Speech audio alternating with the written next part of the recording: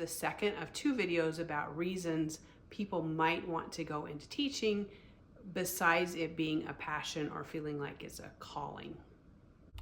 The next one I want to talk about is insurance. Usually when you're a teacher, the insurance that is available through the district is really a good insurance, and there's all kinds of insurances. There's medical, there's dental, there's vision, there's long-term disability, there's all kinds of different, there's life insurance, there's all kinds of different insurances that you can take advantage of because districts are usually so huge, or they're part of a state system, that you can have lots and lots of insurance available to you. Now, if you're super young, maybe no kids, maybe just married, you may not value insurance that much, but as you start having children and you get a little bit older in age, insurance is super important.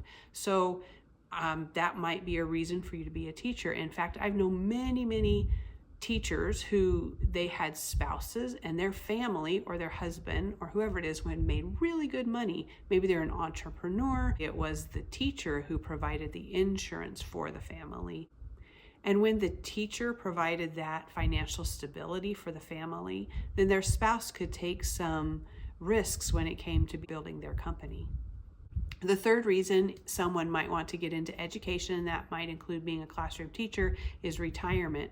Usually, teachers are part of a very big retirement system, and it's a stable retirement system. When I was in my mid-40s, I was not a teacher. I've mentioned before I got kind of a late start. And I suddenly realized that if something happened to my husband, I would have absolutely no retirement at all. And it really scared me for a little while. So that's when I decided I have got to get into a field where I can have a good retirement just in case something happens, or if nothing happens, just to supplement the income that I would get and our family would survive on when I did retire. I was already part of a system, so because I had worked decades before in a retirement system, so I thought I really need a job that would be part of that system again. So that's when I got into teaching. If I had had to start fresh and for retirement, I would never have been able to save enough money through a standard system in that amount of time. So I was grateful when I found a career that was already part of the same retirement system that I had already started before. You can stay in teaching for as long as you want to, and then try different things in the same field or with the same district and get your income as high as you can. And with retirement, and I know all of them are not the same, but for example, mine, the top 3 years, whatever your salary is for that 3 years is not the last 3 years, it's just the top 3 years. That is what determines your retirement. And a lot of people will go as high as they would like to for those 3 years, get their max, and then do some other job, like apply for a different type of job that is not as stressful as teaching, like being a Title I tutor or a classroom aide or something like that. So they downsize their job, but they've gotten their highest 3 years in the same system. The fourth reason people might want to get into education has to do with integrating your career with your family life. There are many teachers who have school-age children and they actually bring them to the school that they work at. So now we don't have this split of hurry up and get my kids to one school and I go to another.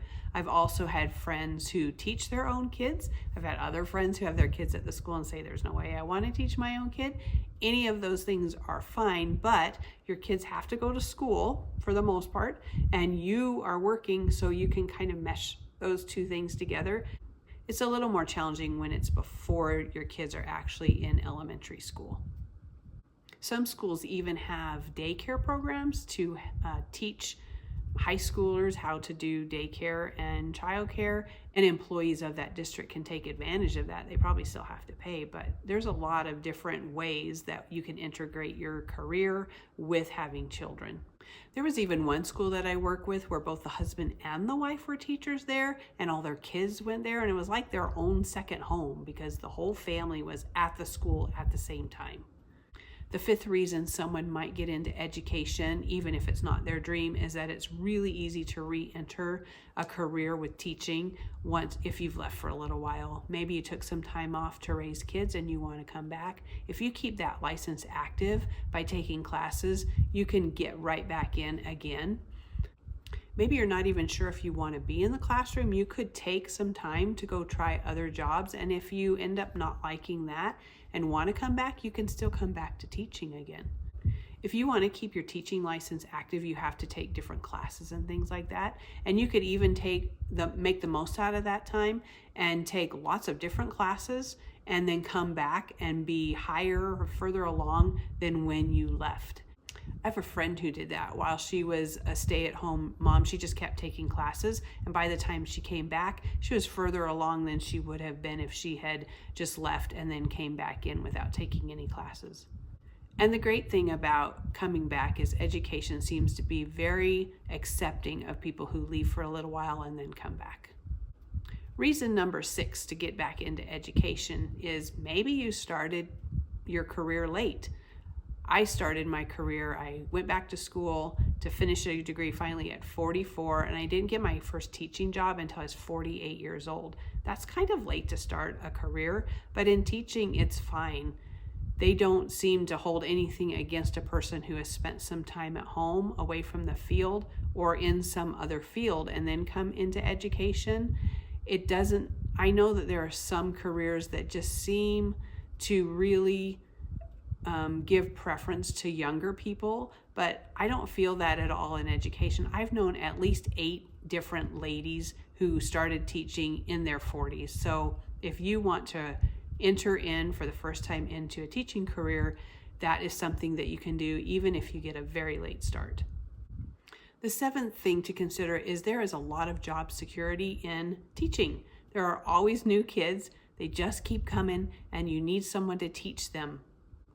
Also, in the education field, there's a lot of mobility because you don't have to always be a classroom teacher. There are district jobs, there are training jobs, coaches. You can also make a transition into some other kind of teaching.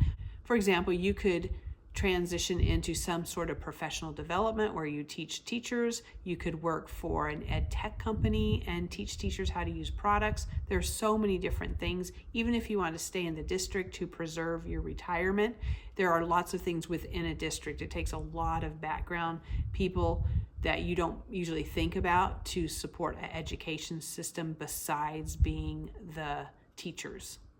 The last reason people might want to go into teaching, even if it's not a lifelong dream, is that it might feel familiar to you. Maybe it took you a while to get started and you are not sure what you want to do when you grow up, but maybe you've spent time with kids or at your kids' school or doing something that involves children, and now you can go into teaching because it's a very familiar type of role that you're used to, and maybe that's something you're looking for that you feel more comfortable with.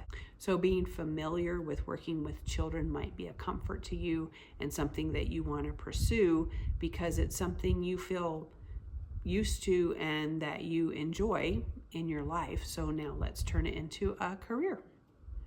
The last and 9th reason I think people might be interested in teaching is that it is actually a pretty good salary, especially as a second income.